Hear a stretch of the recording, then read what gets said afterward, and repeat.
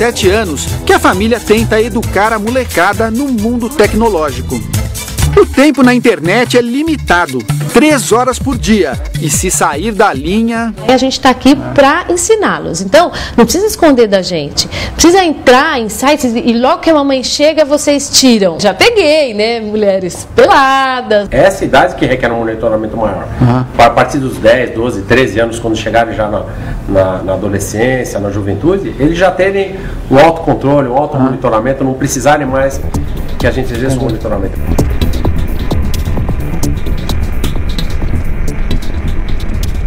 Não, justamente a dica que o Dr. Coriolano deu para a gente agora, colocar o computador na sala, monitorar os filhos, porque, como a Rosana disse, sempre quando você publica alguma coisa, aquilo fica no mundo virtual. O ideal é você evitar ao máximo publicar coisas pessoais, então, acredito, né? Dados pessoais, mesmo assim, algum criminoso, possível sequestrador, consegue te encontrar?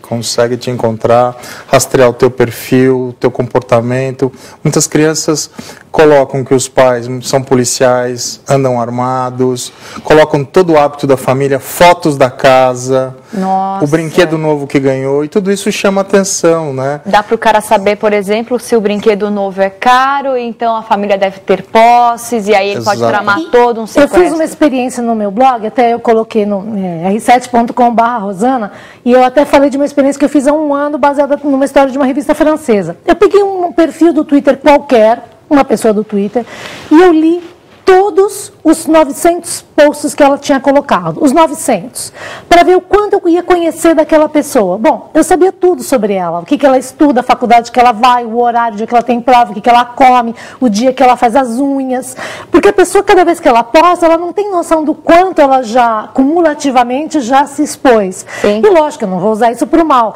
mas se eu quisesse, eu poderia conhecer aquela menina ao vivo, porque eu sabia exatamente a hora que ela sabia da faculdade, o endereço, e eu poderia esperá-la na saída com a foto dela e falar: olá, eu sou a Rosana, imagina o susto. Quer dizer, você rastreou como uma forma de experiência, né? Uma forma de investigação jornalística. Tudo público, exatamente, quer dizer, mas tudo isso é público, porque além do que você publica sobre si mesma, tem o que as outras pessoas publicam sobre você. E falam sobre você. Seus colegas põem fotos suas, eles colocam em álbum, em aberto. Então, se você for ver, você consegue ter a vida inteira da pessoa.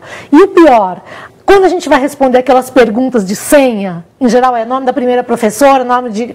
Se você publica o nome do seu primeiro cachorro, da sua professora, o nome de solteiro da sua mãe, você já respondeu as perguntas da sua senha. Claro, teve gente que foi hackeada assim. Exatamente. Teve um caso até famoso, acho que foi da Sarah Palin, que ela foi hackeada, o e-mail da Sarah Palin foi hackeado porque uma das perguntas de segurança eram coisas que ela contou na biografia dela. Nossa. Então tinha o nome de solteira da mãe, nome do cachorro, data de nascimento dos filhos. Vários famosos brasileiros foram hackeados no Twitter porque a senha era o nome, as combinações do nome dos filhos com a data de nascimento. Rosana, vamos aproveitar, vamos dar a dica do seu blog, também está relacionado a esse assunto, né? Vamos lá. r7.com/Rosana, e tem um post que foi feito recentemente, antes do programa, chamado Show, o nome já diz, e que fala exatamente isso, sobre a maneira desmedida com que a gente se mostra na internet, por uma questão de querer realmente se exibir. A gente vive numa época de grande exibicionismo.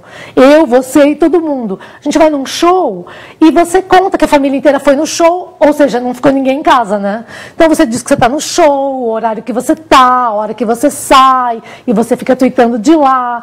Então, sem querer, por uma vontade ingênua de você se mostrar, você acaba deixando falhas de segurança muito importante. De compartilhar com seus amigos, né? Que seriam talvez aqueles com quem você está falando de fato, aqueles seus amigos queridos que te conhecem. Aí você acaba falando para um monte de gente que vai acumulando informações, né? Pois é, porque você quer compartilhar com seus amigos, mas digamos que você tem uma rede de 500 pessoas, mas você tem acesso a 6 bilhões do planeta, podem acessar a sua página. Então, eu acho que a gente ainda, em 15 anos de internet comercial no Brasil, nós ainda somos semi-analfabetos em internet, nós somos analfabetos funcionais em internet, porque ninguém fez curso, ninguém aprende internet na escola, e a gente toca de ouvido. A gente vai aprendendo com os erros. É isso aí. Então, a gente não tem a dimensão do perigo ao qual a gente se expõe permanentemente.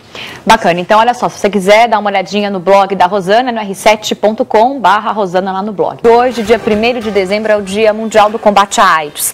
A data é escolhida por representantes de vários países, é uma forma de chamar a atenção sobre essa questão e conscientizar as pessoas do planeta sobre os riscos e formas de contágio da doença. Segundo os dados do Ministério da Saúde, desde 1980 até 2008, foram registrados cerca de 500 mil casos de AIDS no Brasil, mais de 200 mil mortes.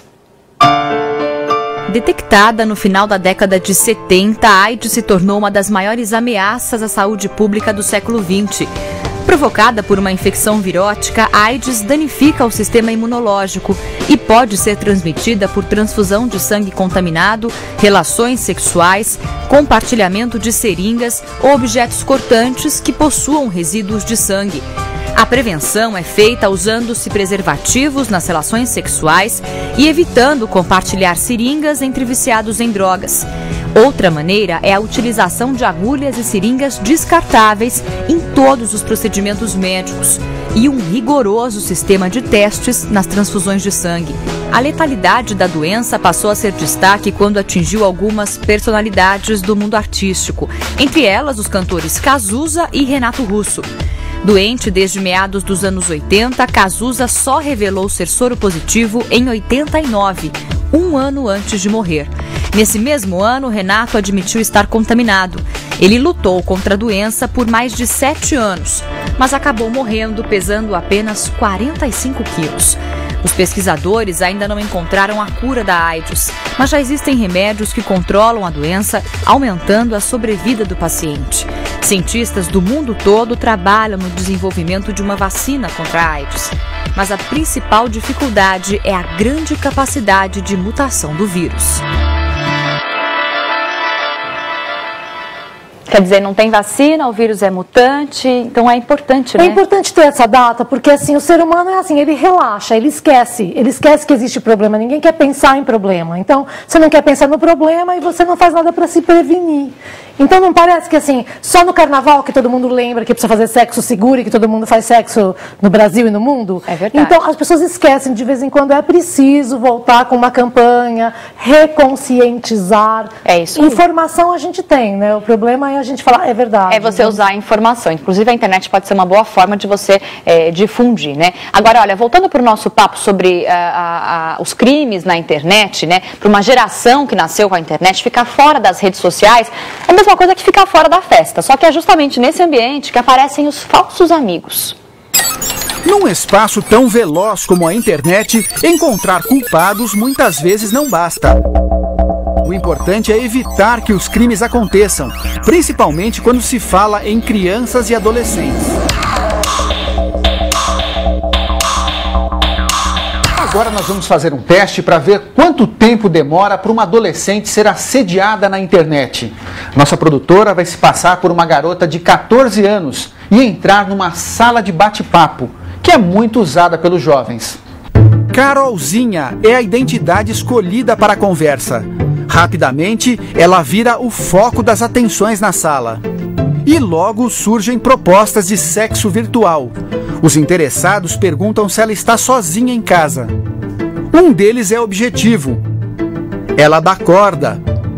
3 minutos e meio foi o tempo que bastou para o rapaz baixar as calças e se exibir diante da adolescente. Ela diz que está gostando para saber a idade dele. Um homem de 40 anos, que no final revela a identidade. Você está na frente de uma tela de computador. Se você tiver uma imagem muito forte, essa imagem vai te marcar. O psicólogo diz que não é só a violência física que causa traumas.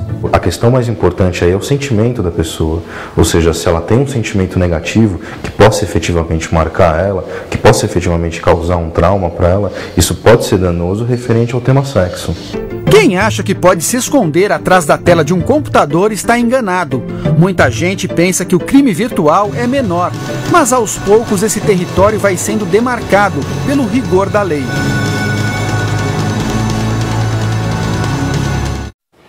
Doutor Coriolano tem uma história que se refere a isso, inclusive, que a gente pode contar para ficar de alerta, né? Sem dúvida. Um professor conversava com seus alunos pelo MSN e recebeu uma mensagem na tela, ele clicou e perdeu o seu MSN para um hacker, que passou a interagir com os seus alunos, fazendo-se utilizar da credibilidade daquele professor, influenciou algumas alunas a ficarem nuas na webcam.